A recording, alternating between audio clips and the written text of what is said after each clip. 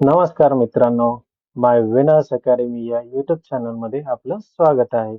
येथे आपणास मराठी मातृभाषेतून स्पर्धा परीक्षा विषयक मार्गदर्शन अगदी मोफत केले जाणार आहे. तर आजच्या व्हिडिओला आपण सुरुवात करूया.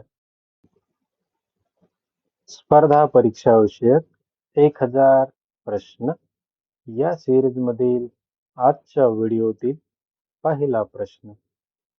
भारताचे 14वे राष्ट्रपती श्री रामनाथ कोविंद हे पूर्वी कोणत्या राज्याचे राज्यपाल होते? Option 1 Tamil Nadu, option 2 Andhra Pradesh, option 3 Bihar की ऑप्शन नंबर 4 ओरिसा.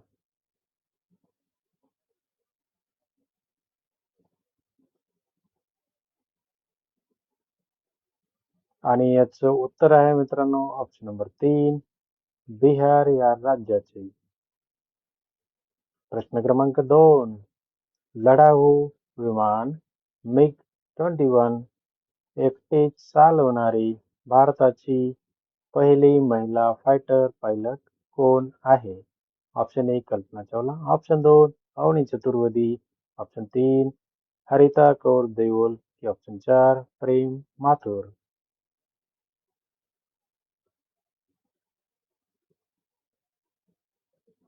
आणि याचं उत्तर आहे मित्रांनो ऑप्शन नंबर 2 अवनी चतुर्वेदी. इथे विशेष महत्वाची माहिती देत आहे मित्रांनो. भारतीय वायुसेनेतील फ्लाइंग ऑफिसर अवनी चतुर्वेदी हिने मिग 21 बायसन हे लढाऊ विमान एकटीने उडवून एक नवा इतिहास रचला आहे. 19 फेब्रुवारीच्या सकाळी अवनीने गुजरातच्या जामनगर लष्करी हवाई तळावरून उड्डाण घेतले होते आणि ही मोहीम यशस्वी केली होती. एकटीने लढाऊ विमान उडविणारी पहिली भारतीय महिला होण्याचा मान तिने मिळवला आहे.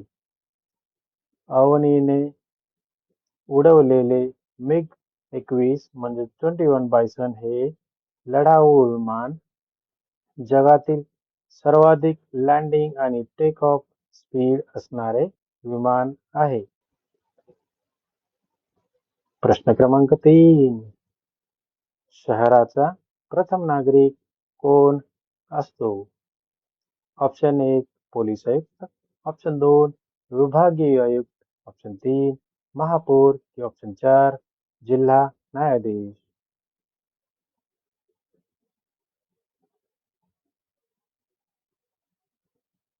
आणि उत्तर आहे ऑप्शन नंबर 3 महापौर. प्रश्न क्रमांक 4. भारताच्या राष्ट्रीय फुटबॉल संघाचा कर्णधार कोण होता? Option 1 Bhaichung Bhutia, option 2 Sunil Chhetri, option 3 Ritesh Verma की ऑप्शन 4 अनिरुद्ध थापा.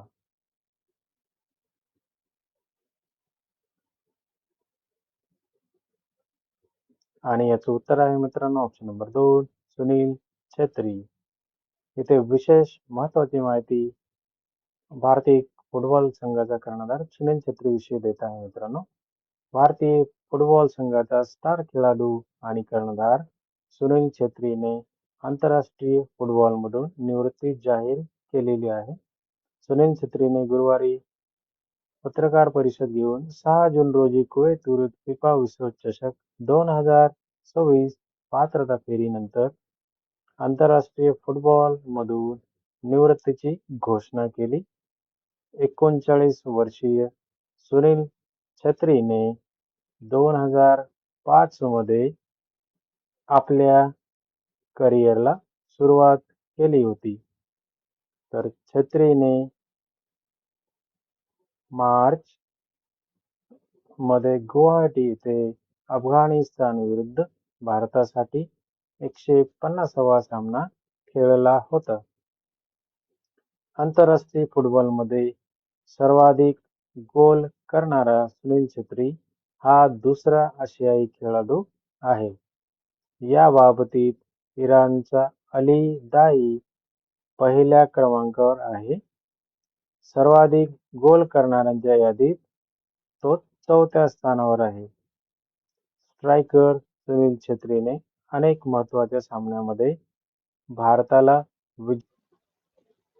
विजय मिळवून दिला आहे. छत्रीने आतापर्यंत भारतासाठी 150 सामने खेळले असून त्याच्या 20 वर्षाच्या कारकिर्दीत त्यानं आतापर्यंत 94 गोल केले आहेत.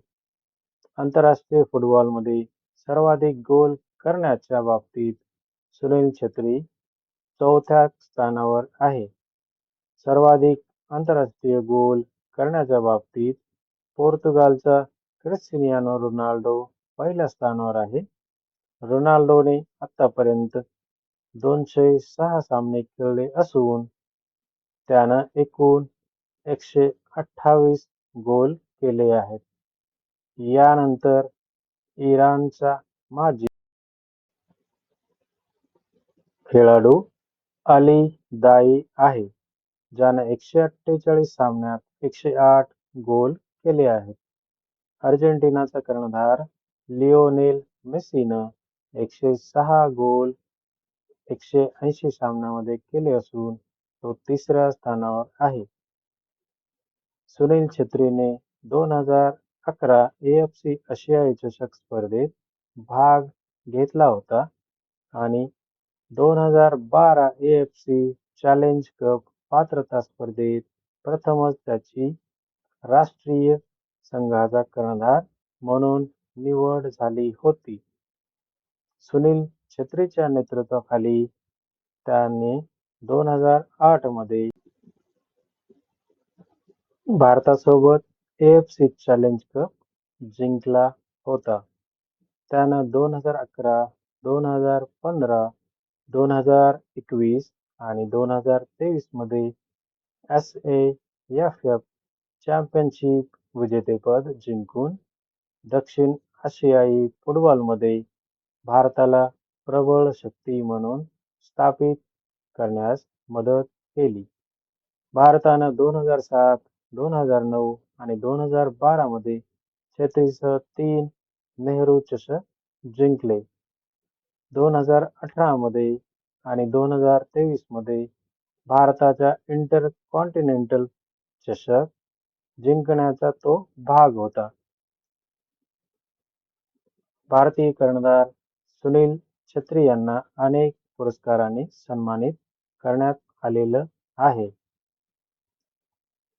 कर्णधाराच्या उत्कृष्ट कामगिरीमुळे त्याला भारत सरकारकडून 2दा सन्मानित करण्यात आलेलं आहे. 2011 मध्ये त्याला पहिल्यांदा अर्जुन पुरस्कारानं सन्मानित करण्यात आलेलं होतं. त्यानंतर 2021 मध्ये त्याला देशातील सर्वात मोठा क्रीडा सन्मान खेलरत्न पुरस्कारही मिळालेला आहे. तसंच छत्रीने 2007, 2011, 2013, 2014, 2017, 2018, 19 आणि 2021-22 या हंगामात एकूण 7 वेळा प्रतिष्ठित All India Football Federation AIFF player of the इयरचा किताब जिंकलेला आहे. तसंच त्यानं 2009, 2018 आणि 2019 मध्ये FPI Indian player of the year हा पुरस्कार देखील जिंकलेला आहे. प्रश्न क्रमांक 5. मागासवर्गीय आयोग नेमण्याचा अधिकार कोणाला असतो? ऑप्शन 1 राष्ट्रपती, ऑप्शन बी पंतप्रधान, ऑप्शन सी लोकसभा अध्यक्ष की ऑप्शन डी उपराष्ट्रपती यांना.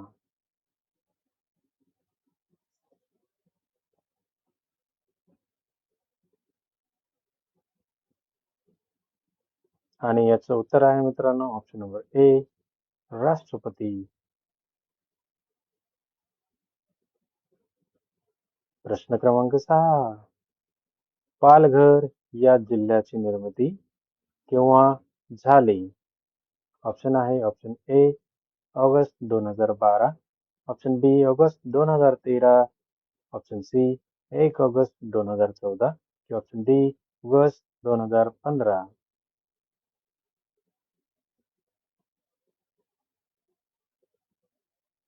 आणि याचं उत्तर आहे ऑप्शन नंबर सी 1 ऑगस्ट 2014 रोजी. प्रश्न क्रमांक 7.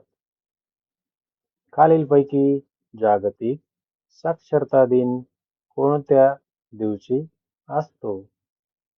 Option A 8 March, option B 1 December, option C 28 September की ऑप्शन डी 8 सप्टेंबर.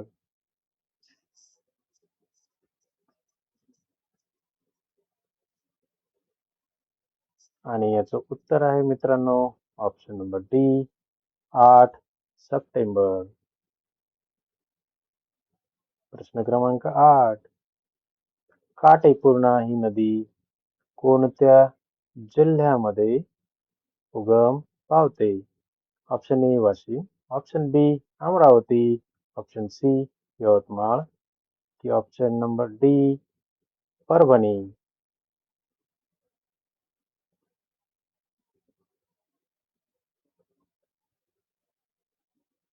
आणि याचं उत्तर आहे ऑप्शन नंबर बी अमरावती येथे. प्रश्न क्रमांक 9. गॉयटर हा रोग कशाच्या कमतरतेमुळे होतो? Option A sodium, option B potassium, option C iodine की ऑप्शन नंबर डी कॅल्शियम.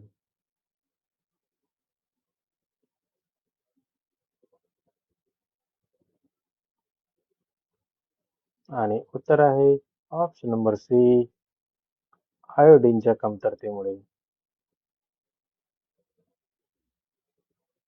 प्रश्न क्रमांक 10.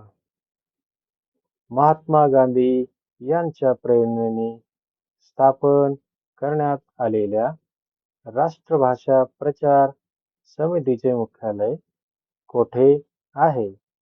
Option A Ahmedabad, option B Mumbai, option C Wardha की ऑप्शन डी दिल्ली.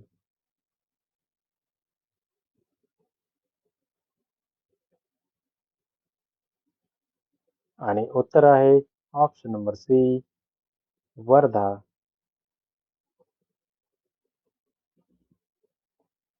मागील व्हिडिओमध्ये स्वाध्याय प्रश्न आपणास विचारलेला होता आणि तो प्रश्न असा होता पेनिसिलियम हे कशाचे उदाहरण आहे?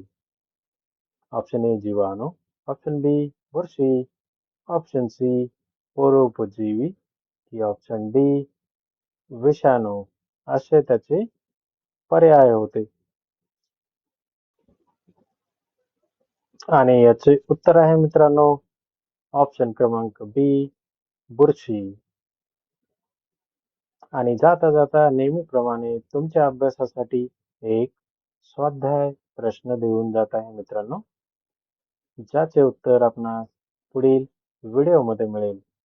हा तर प्रश्न असा आहे, भारताच्या राष्ट्रीय फुटबॉल संघाचा कर्णधार कोण आहे? Option A Bhaichung Bhutia, option B Gurpreet Singh Sandhu, option C Ritesh Verma, option D Anirudh Thapa. आणि हो, जर तुम्हाला या प्रश्नाचे उत्तर माहित असेल तर कमेंट बॉक्समध्ये सांगायला विसरू नका.